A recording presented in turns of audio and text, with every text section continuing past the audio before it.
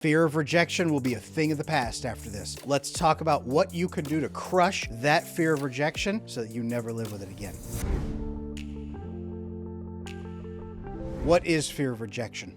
Fear of rejection is the belief that you are going to be abandoned for some innate quality in you. It's the belief that you don't deserve acceptance, so you are never going to be fully accepted by people. It's the belief that you are just one fingernail away from losing the people most important to you, and that opportunities will be denied to you, doors will be closed because of something about you. This usually comes about as a result of anxious attachment. Usually it's anxious attachment. It can also be avoidant attachment, but most likely anxious. Anxious attachment says, there's something wrong with me deep down on the inside.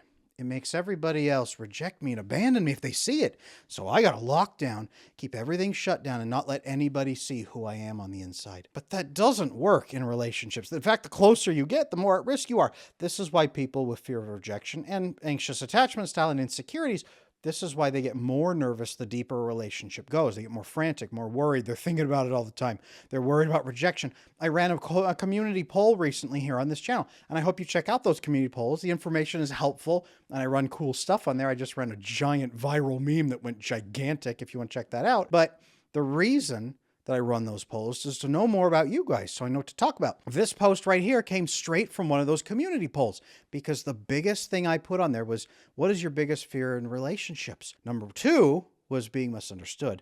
Number 1, fear of rejection. So I'm here today to teach you how to crush that. Because fear of rejection says there's something wrong with me that other people can see and they'll reject me for. I'm worthless. But you're not worthless. You're not. But with fear of rejection and anxious attachment style and ongoing insecurity, the belief you are worthless, you will sabotage yourself. Specifically, what you're going to do is you're going to sabotage yourself in your relationships by violating your principles and your goals to please other people.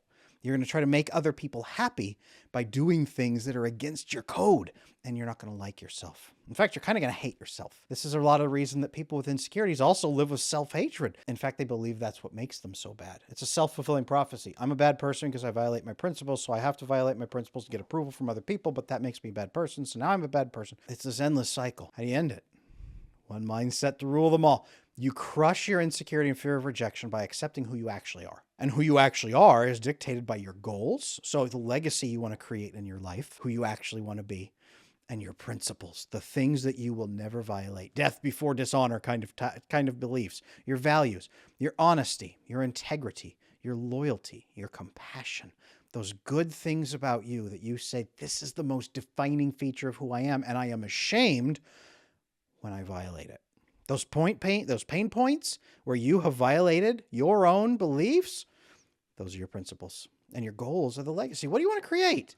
Do you want to have a wife and kids and grandkids and great-grandkids and $10 million? What is it that you want? If you want that bad, you have to learn to chase it. And that means sticking to your principles, because you can't get what you want really without your principles. Otherwise, you'll get there and it'll be either empty or you'll never get there because no one will want to help you. Your principles are what matter. And in dating and in marriage, especially, your principles and your goals are crucial because they're the most important things about you. They're the things that make you you, in fact. Your behaviors don't make you you. Your decisions don't even make you you. Your principles and your goals are who you really are. And then, are you living to them? We ask all the time, am I really living to myself? Am I true to myself? Am I really who I am? This is what we mean, principles and goals. So, let me ask you right now, and I'm going to leave a pinned comment down below. What are your 3 guiding principles? What are the 3 guiding principles in your life that are most crucial to you? Honesty, loyalty, integrity, compassion, courage. What is it? Fortitude, wisdom. What are the big pieces that you need and that you want to live to and that you want to be? Who do you want to be? What goal do you have? But really, for now, let's stick to the simple. What are your 3 guiding principles? I'm going to have a pinned comment below. If you would reply to that pinned thread, I'd love to hear your 3 guiding principles. And especially this is important because everybody else watching this video may not know what those guiding principles are for themselves. So they're going to read your list and all the other lists in there and say, oh, the same one I keep hearing that really resonates for me is honesty. I got to write that one down for myself. And as you're watching this video, don't just put them in the pinned comment and then write them somewhere. Put them on your phone, write them on a piece of paper, write them on your bathroom mirror in dry erase marker, not a Sharpie, dry erase marker. Put them somewhere so that you can start living your life to those. Because here's the key fact. Your guiding principles are what people should reject you for. Let me say that again. Your guiding principles are what people should reject you for and accept you. When you live your life by your guiding principles, then people aren't accepting or rejecting you based on what you do for them or your behaviors, or your thoughts, or how you look, or how you smell. They would reject you based on your guiding principles. When you have to make a decision, you state your guiding principles out loud. I've got to be honest with you guys. Here is where it's at. It's this and this and this. And I can't lie to you. I have to be truthful. And they can at least respect you for following through on your principles. They may not like the truth, but you gave it to them. You didn't lie to them. That speaks volumes. To have a truthful person around, very valuable if they're a healthy person themselves. People will respect you for your principles and for standing up for them. This makes you more valuable in your relationships, not less valuable. And the people then who reject you, well, they're really rejecting your principles, aren't they?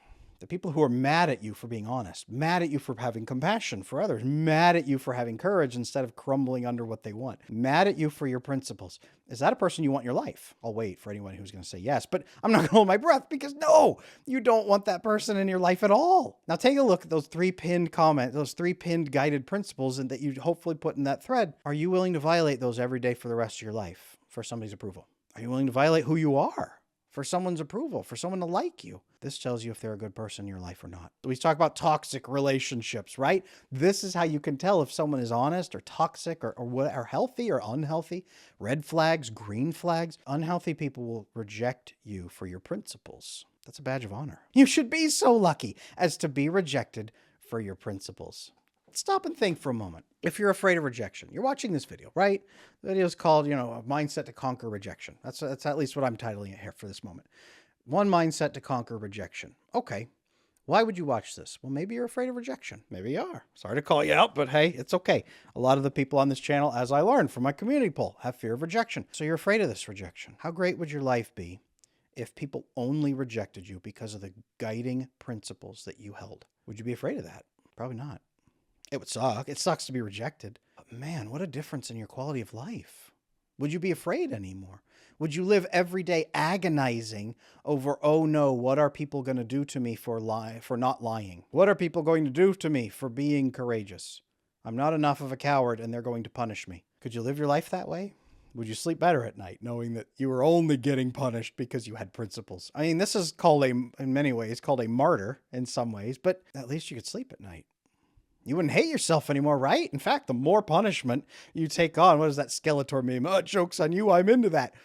That's what it is. It becomes laughable that people will hate you for your principles. Okay, hate me for my principles. That just makes me more powerful. That just makes me a better person, actually, because I'm paying a price for my principles. This ends fear of rejection.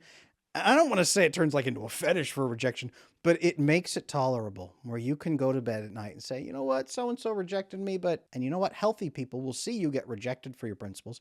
They'll see you pay a price for your principles and they will like you more. You will attract healthy people then who won't punish you. They will applaud you. They will reward you. They will want you in their life. They will find ways to keep you. Yes, you'll still have fights and arguments and disagreements and frustrations and conflicts, but they will find ways to keep you in their life because you are an honest, loving person who lives to your principles and lives to them when it matters. That's what really matters here.